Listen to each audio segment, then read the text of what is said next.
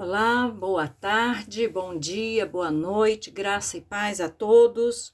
É com um imenso prazer que estamos aqui mais uma vez para compartilhar um pouco da maravilhosa palavra de Deus. E vou estar iniciando hoje algumas reflexões, um pequeno estudo sobre o livro de Esther. Então, quero começar com o versículo principal deste livro, que está no capítulo 4, versículo 14, que diz: Porque se de todo te calares agora, de outra parte se levantará para os judeus socorro e livramento, mas tu e a casa de teu pai perecereis. E quem sabe se para esta conjuntura como esta é que fostes elevada a rainha? Então, o livro de Esther, ele tem como propósito central mostrar a soberania de Deus. É um livro que mostra como Deus atua em diferentes circunstâncias. E uma peça-chave nessa história toda é justamente Esther. Então, na reflexão de hoje, eu quero falar com você, pensar com você sobre algumas lições gerais sobre Esther e o livro de Esther, e especificamente falar de Esther como uma mulher que brilha. Quais são as características, o que está presente na vida de uma mulher que faz a diferença na sua história? A Bíblia aqui, o relato do livro de Esther nos conta que Esther era uma cativa, né? Ela estava na Pérsia, tinha sido levado para o cativeiro juntamente com sua família. Ela era órfã, seu pai e sua mãe morreram, a Bíblia não nos diz qual o motivo, e ela foi criada por seu primo, que a adotou como filha. Seu primo se chamava Mardoqueu. O nome de Esther, o nome hebraico de Esther era Hadassa. E Hadassa significa mirto. Mirto é uma planta com flores que tem um cheiro muito agradável e também produz frutos que são comestíveis. E é interessante que essa fruta, essa planta chamada mirtos, que significa Hadassa, ela tem diversos simbolismos em diversas culturas. Por exemplo, para os gregos, simbolizava a fecundidade e a fidelidade. Nas festas de casamento, nas bodas, os noivos usavam grinaldas de mirtos na cabeça, tanto o noivo quanto a noiva. Também é bastante utilizado na culinária do Mediterrâneo, se usa na culinária do Mediterrâneo. Então, para os gregos, tinha estes significados. Para os romanos, também tinha alguns significados. Eles, por exemplo, tinham um ritual numa determinada festa lá, onde eles utilizavam os ramos de mirtos para como que bater nas mulheres para aumentar a fertilidade da mulher. Também os romanos utilizavam o mirtos nos funerais, porque eles criam que o mirto tinha poder para resgatar os mortos do Hades, tirá-los do Hades ou do inferno. O óleo, o azeite das folhas e das flores e dos frutos desta planta era usado na perfumaria, porque era exatamente muito aromático, tem um cheiro muito especial. E no cristianismo, será que tem algum significado no cristianismo? Tem. Para o cristianismo, mirtos tem um sentido de pureza e de fidelidade. E hoje em dia se considera como um símbolo do amor e da beleza. Este era o nome hebraico, Hadassa, e esse era o significado desse nome. Mas Esther recebeu um outro nome, que era o nome persa, Esther, que provavelmente vem de uma deusa babilônica, Estar, e significa estrela. Então, só pelo significado do nome de Esther, nós poderíamos aqui aprender uma infinidade de coisas para aplicar à nossa vida. Mas eu quero me deter, em linhas gerais, em lições que aprendemos da vida desta mulher, Esther, que fez a diferença, uma mulher que brilha e que marcou a história. A primeira coisa que nós aprendemos com essa história é que Deus é soberano. E esse é o propósito do livro, mostrar que Deus é soberano. Os acontecimentos da vida de Esther não são um acaso. Deus necessitava de alguém que estivesse ali no palácio do rei Assuero para atuar conforme seus propósitos. E aqui nós aprendemos uma coisa muito importante. Quando Deus escolhe alguém, quando Deus chama alguém, o objetivo principal do chamado é que os seus propósitos possam ser realizados, possam ser cumpridos. Então, Deus tinha um propósito na vida de Esther para estar naquele lugar, naquele palácio, naquela hora, naquela história, naquele momento, e assim poder ser um instrumento de Deus ali. Isso nós podemos ler no capítulo 2, do versículo 7 a 9, que fala de como Mardoqueu criou Esther, preparou Esther, e como ela foi chamada também, escolhida para estar entre as jovens que seriam selecionadas pelo rei, escolhidas pelo rei. Também o versículo 15 a 18 nos diz: Esther, filha de Abiail, tio de Mordecai, que a tomara por filha, quando lhe chegou a vez de ir ao rei, nada pediu além do que disse Hegai, eunuco do rei, guarda das mulheres, e Esther alcançou favor de todos quanto haviam. Assim foi levada Esther ao rei Assuero, à casa real, no 10º mês, que é o mês de Tebete, no 7º ano do seu reinado.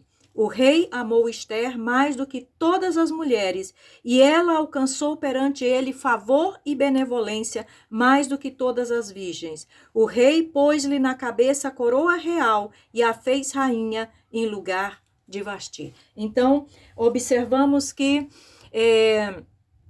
Esther estava ali, foi escolhida contra todas as possibilidades, porque Deus era soberano e tinha um propósito na vida dela. E nós só vamos entender esse propósito quando nós conhecemos toda a história do livro de Esther, todos os fatos e todos os acontecimentos. E nós vamos conhecer isso nos próximos estudos que vamos ter. A segunda coisa que nós aprendemos aqui, que fez toda a diferença na vida de Esther, é que ela era obediente. Ela se sujeitava à liderança que estava sobre ela. No caso, o seu pai adotivo, que era Mardoqueu. Isso a gente pode ler no capítulo 2, versículo 10, que diz: Esther não havia declarado o seu povo nem a sua linhagem, pois Mordecai lhe ordenara que não o declarasse. E no versículo 20 deste mesmo capítulo, nós lemos: Esther não havia declarado ainda a sua linhagem e o seu povo, como Mordecai lhe ordenara, porque Esther cumpria o mandato de Mordecai como quando a criava. Ou seja, ela era rainha, ela já tinha sido coroada, já tinha sido escolhida, ela podia simplesmente ignorar as diretrizes, as orientações que o seu padrasto ou o seu pai lhe dava. Mas a Bíblia nos diz que ela seguia escutando e obedecendo o que ele falava. No versículo 22 diz: Veio isso ao conhecimento de Mordecai, que o revelou a rainha Esther, e Esther disse ao rei em nome de Mordecai. Então, o Mardoqueu, é a mesma pessoa. Então, observamos que a outra característica que nós encontramos em Esther e que faz dela uma mulher única é que Esther era obediente. A terceira coisa que aprendemos com a história de Esther é que ela era uma mulher que buscava a Deus. Não somente ela, mas ela também convocou todo o seu povo para que estivesse orando e jejuando, para que ela pudesse se apresentar ao rei e fazer o pedido que ela necessitava, porque seu povo estava sob um decreto de morte, de destruição e de condenação. E isso nós vemos no capítulo 4, no versículo 16, quando ela disse: vai, ajunta todos os judeus que se acharem em Suzã e jejuai por mim, e não comais nem bebais por 3 dias, nem de noite nem de dia. Eu e as minhas servas também jejuaremos. Depois irei ter com o rei, ainda que é contra a lei. Se perecer, pereci. Então, observamos que antes de fazer qualquer coisa, antes de tomar qualquer atitude, antes de agir, Esther foi buscar a Deus e convocou todo o seu povo para que fizesse o mesmo. E isso faz diferença na vida de uma pessoa. Buscar a direção de Deus, buscar a orientação de Deus, buscar a sabedoria e o discernimento que vem de Deus. A quarta coisa que aprendemos aqui com a história de Esther é que ela agia de maneira oportuna. Ela sabia atuar na oportunidade, no momento certo e exato. Ela sabia que corria risco de vida, porque se o rei não a aceitasse na sua presença, se o rei não estendesse o cetro para ela, ela morreria. Qualquer pessoa que se aproximasse do rei e não fosse aceitado pelo rei, morreria. Então ela sabia que comparecer na presença do rei sem ser chamado era risco de vida. E também ela sabia, como o seu pai havia dito, que ela poderia, era a única pessoa que tinha acesso ao rei e que poderia interceder junto ao rei pelo seu povo e assim salvá-los da destruição que estava decretado contra eles. Então, havia riscos para ela, não era fácil, mas também ela era a única pessoa que podia fazer isso. E aqui nós entendemos a primeira coisa que nós aprendemos com a história de Esther, a soberania de Deus. Talvez, provavelmente, Esther não entendia por que ela tinha sido escolhida dentre tantas. Ela não era persa, ela não era daquele povo, ela era de outro povo, ainda que ela não tenha declarado a sua nacionalidade, mas nós vemos como Deus soberanamente atuou para que Esther fosse feita rainha e assim pudesse, neste momento, interceder diante do rei pelo povo que estava com decreto de morte. Capítulo 5, versículo 1 e 2 diz: ao terceiro dia, Esther se aprontou com seus trajes reais e se pôs no pátio interior da casa do rei, defronte da residência do rei. O rei estava sentado no seu trono real, fronteiro à porta da residência. Quando o rei viu a rainha Esther parada no pátio, alcançou ela favor perante ele. Estendeu o rei para Esther o cetro de ouro que tinha na mão, e Esther se chegou e tocou a ponta do cetro. Então, Esther se arriscou e o rei a recebeu, estendeu o seu cetro e ela não foi destruída. Mas não podemos esquecer que antes de fazer isso, Esther buscou o favor do Rei dos Reis, do Deus Todo-Poderoso, do Senhor do Universo. Capítulo 8, versículo 3 a 5, nos diz: falou mais Esther perante o rei e se lhe lançou aos pés e com lágrimas lhe implorou que revogasse o mandato de Amã, o Agagita, e a trama que havia empreendido contra os judeus. Estendeu o rei para Esther o cetro de ouro, então ela se levantou, pôs-se em pé diante do rei e lhe disse: se bem parecer ao rei, se eu achei favor perante ele, se esta coisa é reta diante do rei, e se nisto lhe agrado, escreva-se que se revoguem os decretos concebidos por Amã, filho de Amedata, o Agagita, os quais ele escreveu para aniquilar os judeus que há em todas as províncias do rei. Então, observamos que ela se arriscou, ela foi aceita pelo rei e ela intercedeu pelo seu povo, para que o rei mudasse o decreto de morte que havia contra eles. A quinta lição que aprendemos com esta mulher extraordinária e com essa história é que Esther alcança, tem sucesso na defesa da vida do seu povo. Ela consegue que o rei faça algo para que o povo possa defender a sua vida.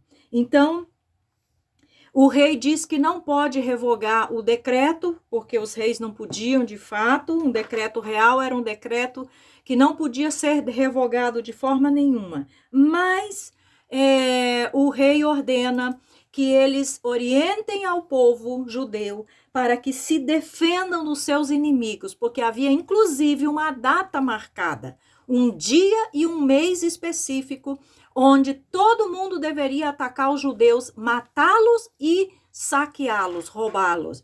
E então o rei dá ordens para que nesse mesmo dia os judeus se organizassem e assim defendessem a sua vida contra os seus inimigos.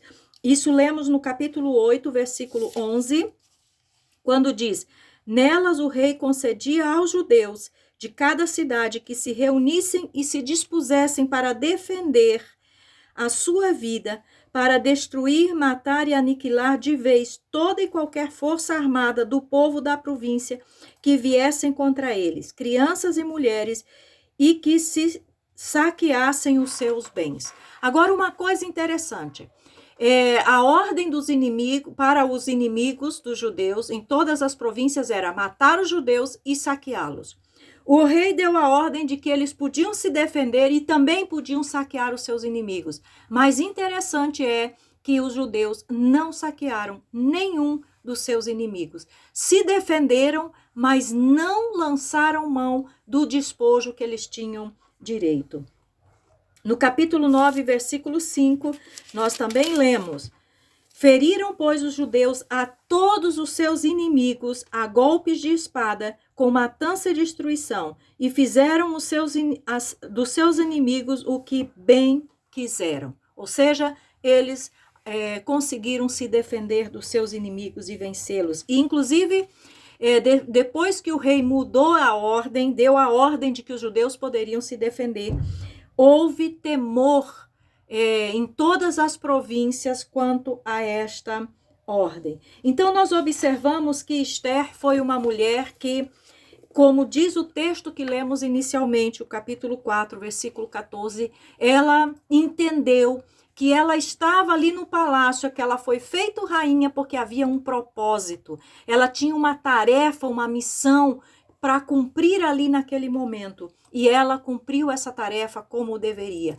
Por isso ela fez a diferença e nós podemos dizer que ela é uma mulher que brilha, é uma estrela de fato. Ela brilhou fazendo a vontade de Deus.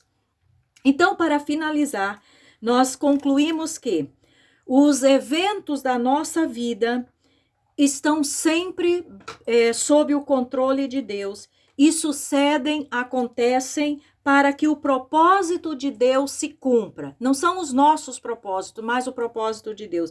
Em Romanos 8, 28, está escrito que todas as coisas cooperam para o bem daqueles que amam a Deus e que são chamados segundo o seu propósito, certo? A outra coisa que concluímos dessa história é que servir a Deus muitas vezes requer arriscar a própria vida. Não é fácil, requer arriscar a nossa segurança, como nós lemos em Esther capítulo 4, o versículo 13, quando ela disse, quando Mardoqueu responde a Esther: não imagines que por estar na casa do rei, só tu escaparás entre todos os judeus. Então, o fato dela estar ali não a livraria dessa matança. E no capítulo 16, então, no versículo 16, Esther, por fim, diz: se perecer, pereci. Então, ela estava consciente dos riscos e muitas vezes cumprir o propósito de Deus tem riscos. É arriscar a vida.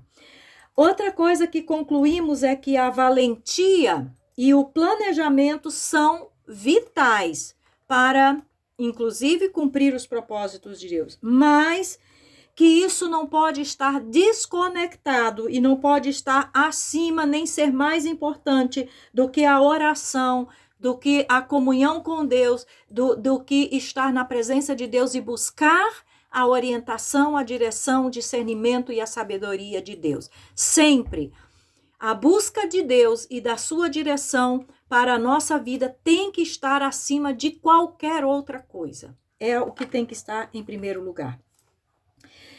E a quarta conclusão que chegamos desta história é que nós estamos vivendo exatamente o tempo e as circunstâncias exatas para sermos luzeiros neste mundo, para sermos luz. Jesus disse que nós deveríamos ser luz, que a nossa luz deveria brilhar. E Paulo também, em Filipenses capítulo 4, e quero finalizar com este texto, Filipenses capítulo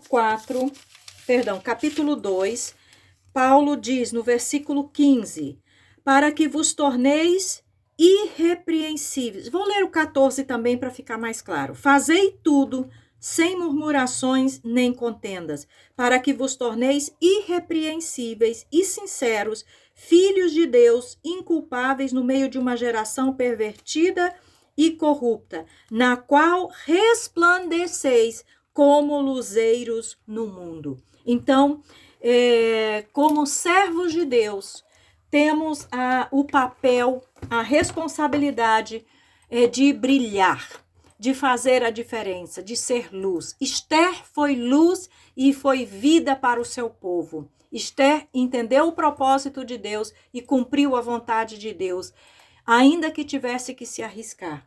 E que para nós, como servos de Deus, possamos também aplicar isso na nossa vida, entender que fomos chamados para cumprir o propósito de Deus e que cumprir esse propósito faz com que sejamos luz para este mundo, para que as trevas possam ser vencidas. Que o Senhor te abençoe poderosamente e até o nosso próximo encontro.